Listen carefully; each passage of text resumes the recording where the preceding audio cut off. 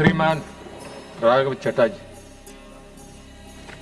Thank you sir. West Asia में जो ongoing escalation चल रही है उसके चलते सर ग्लोबल फाइनेंशियल मार्केट्स में एक वोलेटिलिटी देखी जा रही है और भारत में भी सर शार्प इरोजन देखा गया है इन्वेस्टर वेल्थ में।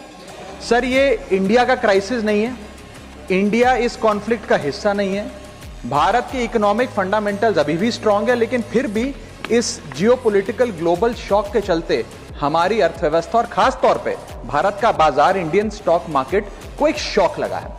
सर मैं बताना चाहूंगा कि 28 फरवरी जब पहली बार ये युद्ध शुरू हुआ, पहला एक्ट ऑफ अग्रेशन किया गया, तब से लेकर 23 फरवरी दैट इज यस्टरडे लगभग 48 लाख करोड़ रुपीस भारत के इन्वेस्टर्स के इरोड हो गए, मार्केट से गायब हो गए, शून्य हो गए।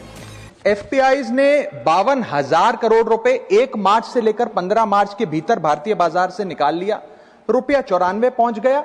ये तमाम चीजें एक रूटीन करेक्शन नहीं है सर, ये कॉन्फ्लिक्ट ड्रिवन शॉक है। मेरी चिंता है सर कि भारत में लगभग 13.5 करोड़ इन्वेस्टर्स हैं जो लगभग 21 करोड़ डीमैट अकाउंट्स के माध्यम से निवेश करते हैं, और खास तौर पे इस वर्ग में SIP investor, first time retail participant, salaried middle class और रिटायरीज जो लॉन्ग टर्म सेविंग्स के लिए निवेश करते हैं, उनकी चिंता है जो मैं सदन में व्यक्त करना चाहता हूं। सर वेस्ट एशिया की जो जंग है वो हमारी जंग नहीं है, लेकिन उसके शॉक भारतीय बाजार में देखे गए। It is a black swan event because it has been triggered suddenly, externally, and it is unrelated to the underlying Indian economic fundamentals. But sir, Bharat may not be failing, but India is certainly being hit by this shock.